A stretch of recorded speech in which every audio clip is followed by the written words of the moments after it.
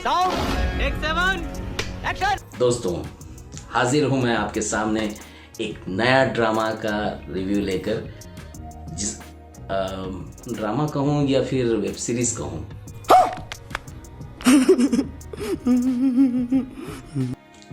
Anyway, क्योंकि web series इसलिए, ये ड्रामा या ये सीरीज नेटफ्लिक्स पे आ चुका था और इसे जी जिंदगी ने अपने यूट्यूब चैनल पर रिलीज किया है, स्ट्रीमिंग किया है।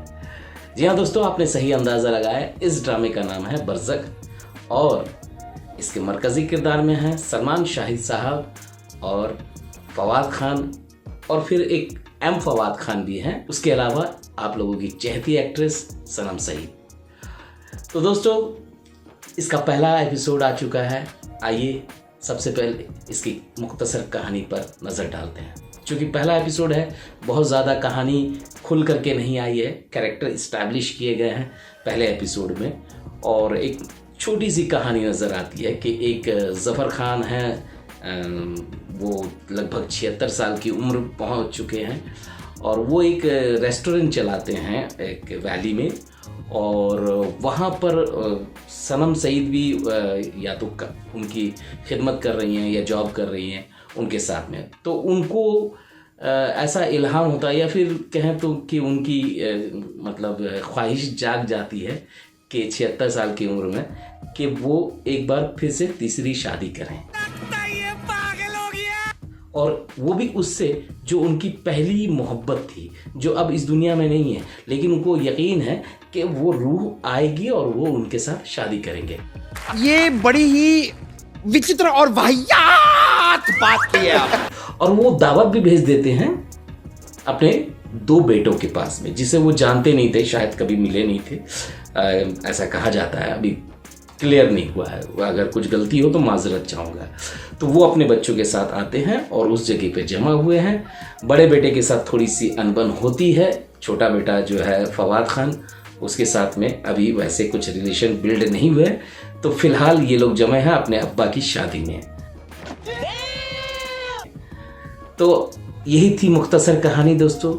आइए सीन को एनालाइज करते हैं। पहला जब सीन शुरू होता है तो मुझे लगा कोई ऐड चल रहा है, चलो ठीक है, यूट्यूब पे ऐड आ जाते हैं।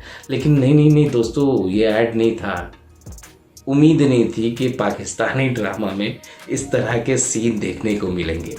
अच्छा, ठीक है वेब सीरीज है, उसमें इस तरह के चलते हैं। लेकिन जिस तरह से इंटीमेट सीन दिखाने की कोशिश की गई है, जो पहले मैंने कभी पाकिस्तानी ड्रामों में नहीं देखा, उर्दू ड्रामों में कभी तसव्वुर भी नहीं किया था कि इस तरह का कभी कोई ऐसा सीन आएगा। बात तो सही है।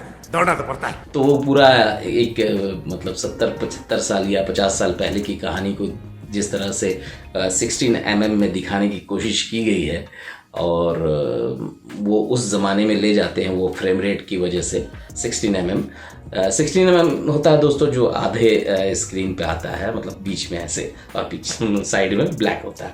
तो जो आप बेहतर समझ सकते हैं, क्योंकि आज इन दिनों यूट्यूब पे रील वगैरह बनता ही है। तो एनीवे, अब 16 mm पे जो ज़फ़र खान साहब का जो मतलब सलमान शाहिद साहब का जो सीन है, वो 16 mm पे जवानी वाला सीन चलता है, और बाकी फिर जो भी मतलब करंट पीरियड जो चल रहा है उसमें वो नॉर्मल फ्रेम आ जाता है। अच्छा, हमको सिखा रही है। तो दोस्तों, एक तो सबसे बड़ी बात कि जो पहला सीन था वो बहुत ही मतलब उसकी ज़रूरत ही नहीं थी, क्योंकि सीरीज़ है तो इसलिए उस तरह से सीन को इंटीमेट बनाने की कोशिश की गई ताकि उसके ऑडियंस उस तरफ खींच के आए। और लेकिन यूट्यूब पे भी उसे मतलब चला दिया गया। अब लोग फैमिली के साथ बैठ करके देखना शुरू किए होंगे कि भाई फवाद खान का ड्रामा आ रहा है, सनम सईद हैं जिन्होंने ज़िंदगी गुलजार है जैसा एक बेहतरीन ड्रामा, एक आउटस्टैंडिंग ड्रामा, एक अल्टीमेट ड्रामा मतलब दिया है, और जिसके हम सब लोग फ़ैन हैं। वो ऐसे ड्रामे देख करके हम उर्दू ड्रामे की तरफ आए। मैं तो कुछ और ही समझ रहा था।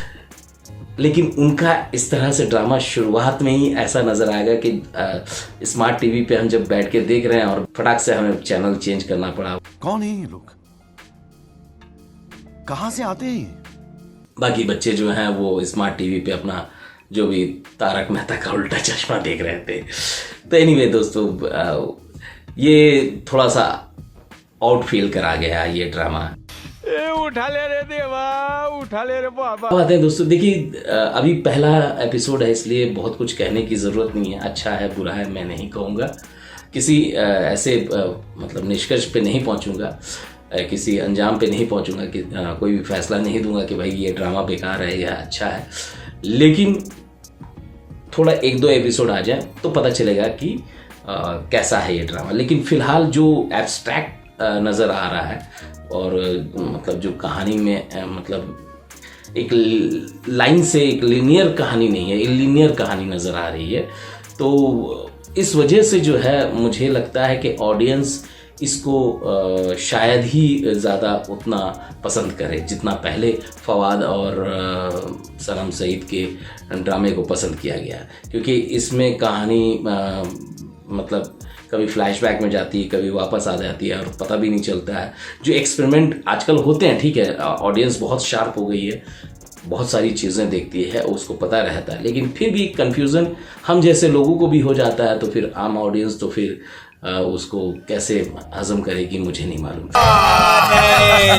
को निभाने की सलमान शाहिद साहब बहुत ही उम्दा नज़र आ रहे हैं। अब इस कैरेक्टर को एक अलग मतलब एक अलग तरीके से परफॉर्म करते हुए नज़र आ रहे हैं, अच्छा लग रहा है।